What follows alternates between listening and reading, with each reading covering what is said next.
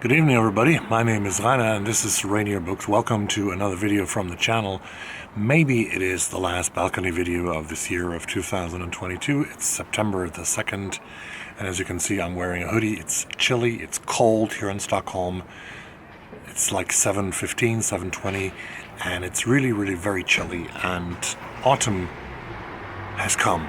Fall has come to Sweden, at least to Stockholm, which is right in the middle geographically of our country. Today, I want to give you a September TBR. That means a huge bunch of books that I intend to read in September. Maybe I won't make all of them, and some of them will follow me into October. But here we go.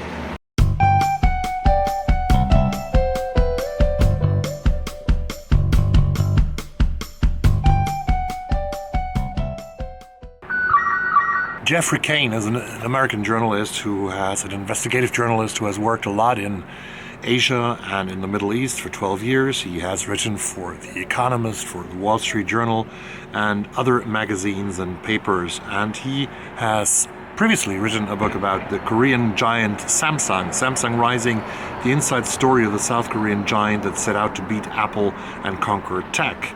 And this book was very well received, and now he is come with another book that I have on my table as a non-fiction book for September, and hopefully for September. This is The Perfect Police State. The Perfect Police State. An undercover odyssey into China's terrifying surveillance dystopia of the future. Geoffrey Cain has traveled into the western part of China, and he has met a lot of people that he has to keep anonymously in the book, but he has researched a lot of facts and figures about how China has created already the perfect police state. Maybe that's underway in other countries in the future. I don't hope so, but a very thrilling book, very narratively told. It's a narrative and a fact mixture that very many American journalists are capable of doing so.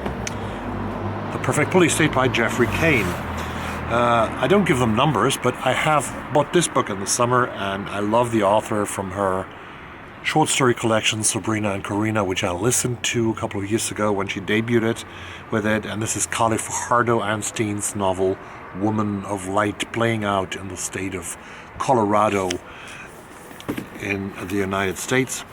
Certainly a candidate for nomination of the National Book Award later in September. And this is a lot of indigenous Latin people in Colorado, written in Fajardo-Anstine's singular voice.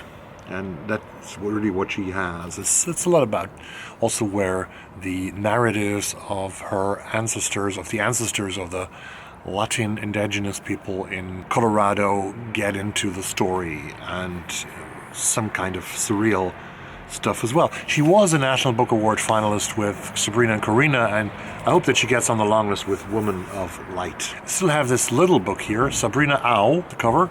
So I think that's Sabrina Au. Jessica. No, there's no song. But Jessica Au is the author of this novel, and it is from Australia. She's a writer based in Melbourne, Australia, and this is a very slim novel. I actually should read this within a day or two. This is called Cold Enough for Snow, and I have had this with me in Vienna in Austria when I was there on a conference, but I didn't read it. I decided to read more of Mary Lawson's book, A Town Called Solace. So still on my TBR, Cold Enough for Snow by Jessica Au, which is a book of a mother and her daughter, a daughter and her mother. The daughter is narrating the story of these two people who didn't have such a great relationship in the recent years, and they meet in Tokyo, and they decide to do a trip to Tokyo together to regather. And what happens when two people are together but they really don't know what to talk about, and they really don't get this final connection that they sort of striving after. That is what's Cold Enough for Snow is telling us. I'm very curious. I read the start of the book, and it's very promising. Something new, which you haven't heard before. You have heard it before on the channel, because when I predicted the 10 books that I predicted to be on the Booker long list, it was one of them. But then the Booker And the Booker long list turned out to be not as diverse as Reiner's long list, unfortunately. And this book was not on the list. It's Vagabonds by Eloghosa Osunde from Nigeria. Vagabonds by Eloghosa Osunde. And Eloghosa is a Nigerian writer and visual artist and alumna of the Farafina Creative Writing Workshop, the Cain Prize Workshop, and the filmmaking and screenwriting programs at New York Film Academy. Her short stories have been longlisted and to different prizes, and she is the winner of the 2021 Paris Review Plimpton Prize for Fiction. So, Eloghosa Osunde could be eligible for the National Book Award in the United States.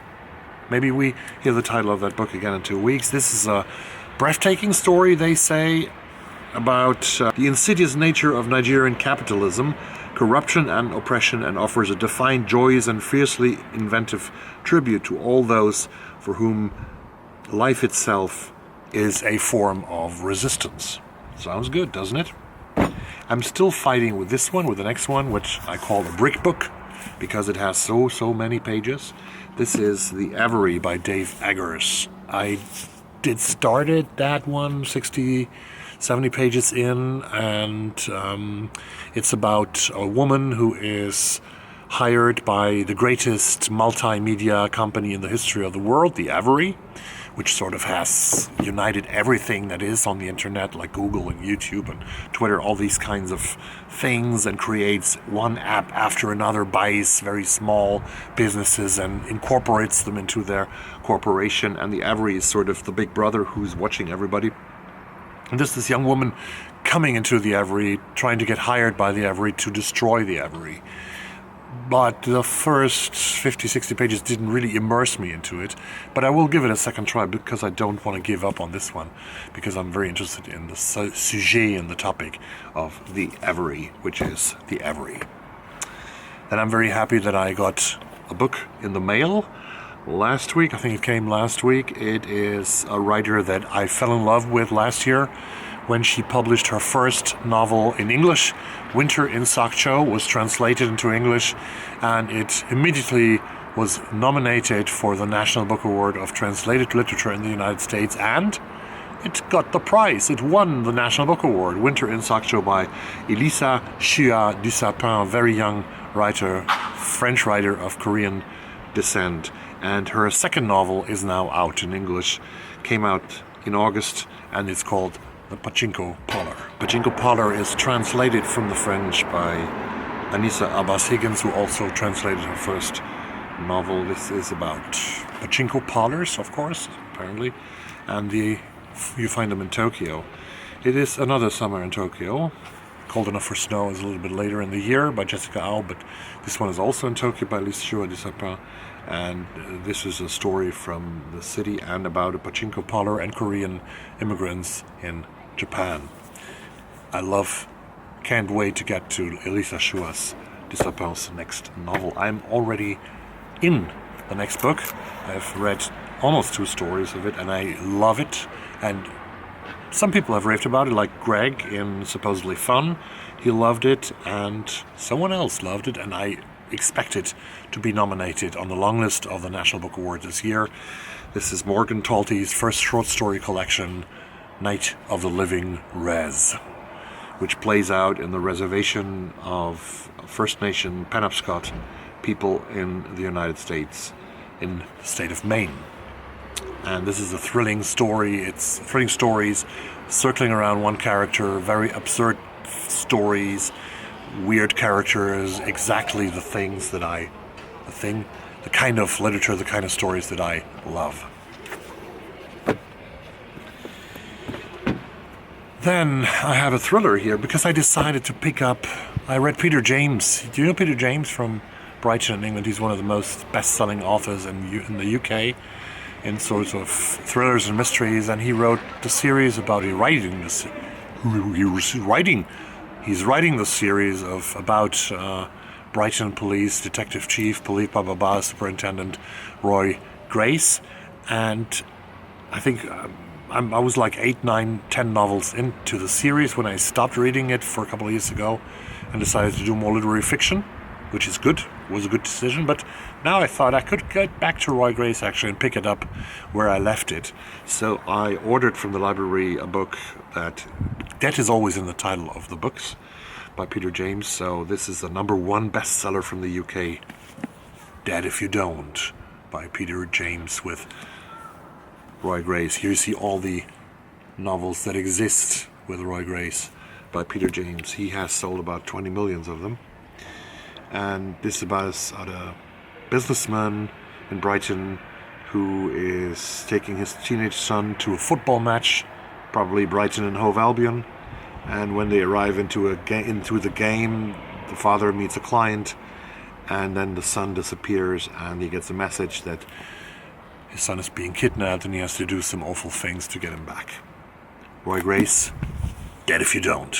Then I also decided in September or October, because this is a lot of stuff, right, to pick up my plan to read, not chronologically, but randomly, the works of the American writer Richard Ford. And so when I was in England this summer, in May I was in England, in London, I went to Daunt Books. I think I bought this one at Daunt Books in London, at Marylebone High Street, a bookshop that I highly recommend. And this is The Sportswriter by Richard Ford, which is the first one in a trilogy, I believe, about a man called Frank Bascombe that has been raved about by generations of critics. And The Sportswriter, Frank Bascombe has a younger girlfriend and a job as a sports writer. To many men of his age, 38, this would be a cause for optimism, but Frank feels the pull of his inner despair and especially of his recent losses. His preferred career has ended, his wife has divorced him, and his elder son has died. In the course of this Easter weekend, Frank will lose all the remnants of his familiar life, though he will emerge heroic with spirits soaring. The Sportswriter by Richard Ford is on my current TBR. I still have the desire to read this one, Konsten, förlora, The Art of Losing, by the young French author Elise Zeniter. I haven't been able to start it yet. I have more here, and two more thrillers. Helen Gone by Sam Wiebe, which is the third book in the Dave Wakeland series, published in Canada in 2021. And then we have this beautiful book here by Joe Ide, whatever. This is called The Goodbye Coast. It's a Philip Marlowe novel of the 21st century. The heirs of Raymond Chandler, the great American author who has created Philip Marlowe, the private detective Philip Marlowe in the 1940s and 50s, they have apparently sold the rights of writing stories about Philip Marlowe to different people or companies, because I think this is already the third novel of another author after Chandler's demise many, many years later, who pick up the unforgettable character of Philip Marlowe, now in the 21st century, in this novel called The Goodbye Coast. Typical noir cover, and a book that has been raved about by three. It was blurbed here by three of the greatest living crime authors: Ian Rankin from Scotland, Sunshine and Skullduggery, movie stars and mayhem. Joe Ide brings us a Philip Marlowe who wears our 21st century like a well-cut suit. And another author I admire from the US, Dennis Lehane.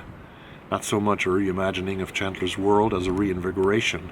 By transplanting Philip Marlowe to 2021 LA, Joe Ide has chiseled of the rust while keeping the soul of one of American fiction's icons. The Goodbye Coast is a blast from start to finish. And last but not least, I think tonight I will finish my second read in this year by the British author Jonathan Coe, which is Middle England. I already read and reviewed Mr. Wilder and Me earlier this year, his last novel that was published. And I started reading his novel Middle England. That's here.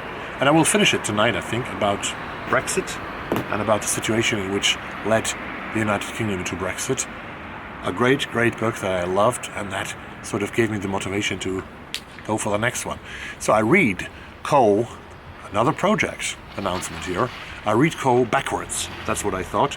I read his work backwards.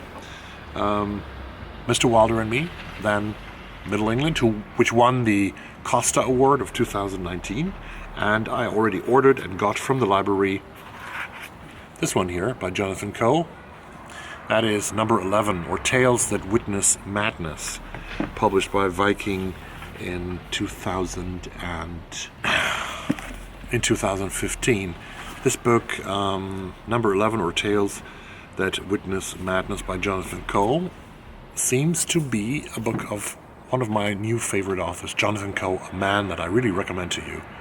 He's a great author. I will do a single review about Middle England shortly after I finished it, because this is a book that every European at least, every Brit at least, should read, has to read, about the diversion that Brexit has caused to the people of the United Kingdom.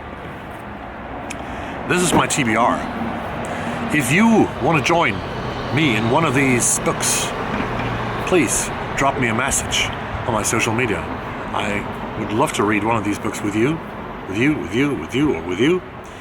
And I think tomorrow it's time for a Sunday sum up and for some other stuff. So I see you very soon.